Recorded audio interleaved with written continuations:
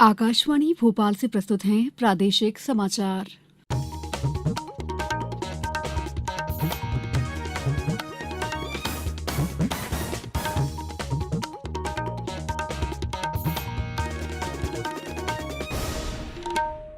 नमस्कार, समाचारों के साथ मैं दीपा सिंह।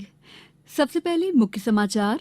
देश में डेयरी पशुओं के ताजा आंकड़ों का संकलन करने के लिए सबसे बड़ा डेटाबेस बनाया जा रहा है, कहा प्रधानमंत्री नरेंद्र मोदी ने। शंकराचार्य स्वामी स्वरूपानंद को वैदिक मंत्रोच्चार और धार्मिक रीति रिवाज के साथ दी गई समाधि, अंतिम विदाई में हजारों श्रद्धालुओं ने किया नमन।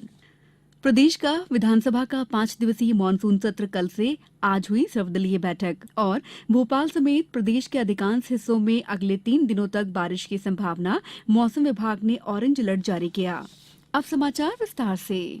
प्रधानमंत्री नरेंद्र मोदी ने कहा है कि देश में डेयरी पशुओं के ताजा आंकड़ों का संकलन करने के लिए सबसे बड़ा डेटाबेस बनाया जा रहा है और डेयरी क्षेत्र से जुड़े प्रत्येक पशु को इससे जोड़ा जाएगा। दिल्ली के पास ग्रेटर नोएडा के इंडिया एक्सपो सेंटर और मार्ट में आज विश्व डेयरी सम्मेलन का उद्घाटन करते हुए प्रधानमंत्री ने कहा कि भारत का डेयरी क्षेत्र बड़े पैमाने पर उत्पादन के बजाय बड़े जन समूह द्वारा उत्पादन के लिए जाना जाता है।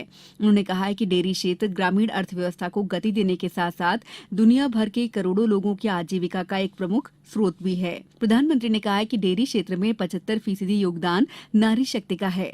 डेयरी उत्पादन बढ़ाने के लिए देश में पशु आधार नामक बायोमेट्रिक प्रमाणीकरण की प्रौद्योगिकी विकसित की जा रही है। प्रधानमंत्री ने कहा है कि 2025 तक डेयरी के सभी पशुओं को खुरपका मुंहपका रोग से बचाने के लिए टीका उपलब्ध करा दिया जाएगा। सम्मेलन 15 सितंबर तक चलेगा। इसमें उद्योगपति, विशेषज्ञ, किसान और नीति नियोजक भाग ले रहे हैं। सम्मेलन का विषय है पोषण और आजीविका के लिए डेयरी। सम्मेलन में 50 देशों के लगभग 1500 प्रतिनिधि भाग ले रहे हैं। इस तरह का शिखर सम्मेलन भारत में 1974 में आयोजित किया गया था। ज्योतिर्मठ बद्रीनाथ और शारदा पीठ द्वारका के शंकराचार्य स्वामी स्वरूपानंद सरस्वती जी को आज नरसिंहपुर जिले के झोतेश्वर स्थित परमहंसी गंगा आश्रम परिसर में वैदिक मंत्रोच्चार के साथ राजकीय सम्मान के साथ समाधि दे दी गई। साधु संतों ने वैदिक रीति रिवाज और धार्मिक कर्मकांड से समाधि संपन्न कराई। इससे पहले भजन कीर्तन के साथ उन्हें पालकी में बैठाकर समाधि स्थल तक लाया गया। इस दौरान बारिश के बीच हजारों की संख्या में उनके शिष्य, अनुयायी और श्रद्धालु मौजूद रहे, जिन्होंने शंकराचार्य को नम आंखों से अंतिम विदाई दी। मुख्यमंत्री शिवराज सिंह चौहान, केंद्रीय मंत्री प्रहलाद सिंह पटेल और फग्गन सिंह कुलस्ते, प्रदेश कांग्रेस अध्यक्ष कमलनाथ समेत अन्य नेताओं ने शंकराचार्य को श्रद्धांजलि दी। शंकराचार्य स्वरूपानंद सरस्वती का 98 वर्ष की उम्र में कल देवलोक गमन हो गया था। शंकराचार्य स्वामी स्वरूपानंद सरस्वती के उत्तराधिकारियों के नाम आज दोपहर घोषित कर दिए गए। स्वामी अविमुक्तेश्वरानंद को ज्योतिष पीठ बद्रीनाथ और स्वामी सदानंद को द्वारका शारदा पीठ का प्रमुख घोषित किया गया है। उनके नामों की घोषणा शंकराचार्य जी की पार्थिव देह के सामने की गई। ज्योतिष पीठ का प्रभार अभी अविमुक्तेश्वरानंद महाराज के पास है। द्वारका पीठ का प्रभार दंडी स्वामी सदानंद सरस्वती को मिला हुआ है। प्रदेश के पशुपालन और डेयरी संचालक डॉक्टर आर.के. मैया ने बताया है कि शासन और प्रशासन की लगातार सतर्कता और ग्रामीणों को दी जा रही समझाइश से मवेशियों में लंपी प्रकरणों में स्थिति में नियंत्रण है। उन्होंने कहा है कि प्रदेश में लंपी के संक्रमण कुछ हद तक कम हुए हैं। प्रदेश में लंपी के विरुद्ध अब तक 1,02,000 से अधिक गौवंश का टीकाकरण किया जा चुका है। वीडियो कॉन्फ्रेंसिंग के माध्यम से पशुपालन विभाग के संभागीय और जिला स्तरीय अधिकारी और लैब प्रभारी को विषय विशेषज्ञों द्वारा मार्गदर्शन दिया जा रहा है।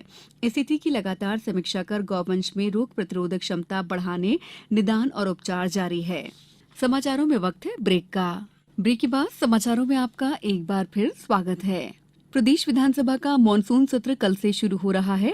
सत्र 5 दिन का है। इसमें आगामी विधानसभा चुनाव की झलक देखने को मिल सकती है। विधानसभा अध्यक्ष गिरीश गौतम ने सत्र को सुचारू रूप से चलाने के लिए आज सर्वदलीय बैठक की है। वहीं कांग्रेस ने आंगनबाड़ी पोषण घोटाले समेत अन्य मुद्दों पर सरकार को घेरने की तैयारी की है। सत्र से पहले कांग्रेस की विधायक दल की बैठक चल रही है। विधानसभा का ये सत्र पहले 25 जुलाई को होना निर्धारित था, लेकिन नगरीय निकाय चुनाव को देखते हुए सत्र को 13 सितंबर से कर दिया गया। प्रदेश की राजधानी भोपाल समेत राज्य के अधिकांश हिस्सों में अगले 3 दिनों तक तेज बारिश हो सकती है। मौसम विभाग ने रेड अलर्ट जारी किया है। मौसम विभाग के अनुसार बंगाल की खाड़ी में एक सिस्टम बना है जो कम दबाव के क्षेत्र में बदल चुका है। ट्रफ लाइन इंदौर के नजदीक से ही जाने के कारण इंदौर सहित प्रदेश के पश्चिमी हिस्से में अगले 3 दिन अच्छी बारिश होने की संभावना है।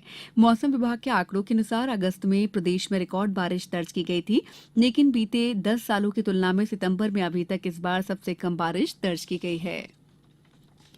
उत्तर प्रदेश के वाराणसी की जिला अदालत ने ज्ञानव्यापी श्रृंगार गौरी मामले में आज सुनवाई जारी रखने का निर्देश दिया है।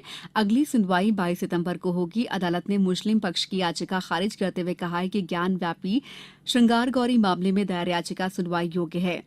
जिला न्यायाधीश ए.के. विश्वेश ने मुस्लिम याचिकाकर्ताओं की पूजा स्थल अधिनियम की दलील खारिज करते हुए सभी पक्षों से अगली सुनवाई तक जवाब दाखिल करने को कहा है। अब कुछ समाचार संक्षेप में। राष्ट्रीय कृमि मुक्ति दिवस के उपलक्ष्य में कल 1 साल से लेकर 19 साल तक के सभी बच्चों को एल्बेंडाजोल की गोली खिलाई जाएगी। इसके लिए बैतूल और छिंदवाड़ा समेत सभी जिलों के सीएमएचओ ने जरूरी तैयारी कर ली है। पश्चिम रेलवे रतलाम मंडल के इंदौर और doctor Ambedkar Nagar coaching depot को सीआईआई ग्रीन को हैदराबाद ने सिल्वर रेटिंग प्रदान की है। रतलाम जिला कलेक्टर ने जिला स्तरीय कौशल संवर्धन समिति की बैठक में बताया कि महिलाओं को आत्मनिर्भर बनाने के लिए महाविद्यालय परिसरों में दीदी कैफे खोले जाएंगे। शहडोल के सर्व शिक्षा अभियान के जिला समन्वयक मदन त्रिपाठी ने बताया कि सरकारी स्कूलों में पढ़ने वाले दिव्यांग बच्चों के अभिभावकों को उनके बेहतर परवरिश के लिए प्रशिक्षण दिया जाएगा। प्रत्येक शुक्रवार को जबलपुर से कोयम्बटूर के बीच चलने वाली साप्ताहिक स्पेशल ट्रेन आगामी 30 दिसंबर तक बढ़ा दी गई है। मंदसौर जिले में 17 सितंबर से 31 अक्टूबर तक मुख्यमंत्री जन सेवा अभियान चलाया जाएगा। सीहोर के जिला कलेक्टर चंद्रमोहन ठाकुर की अध्यक्षता में हुई बैठक में अलग अलग विभागों की गतिविधियों के साथ ही सीएम हेल्पलाइन से मिली शिकायतों के निराकरण की समीक्षा भी की गई। इस बुलेटिन में इतना ही। दीजिए इजाजत। नमस्कार।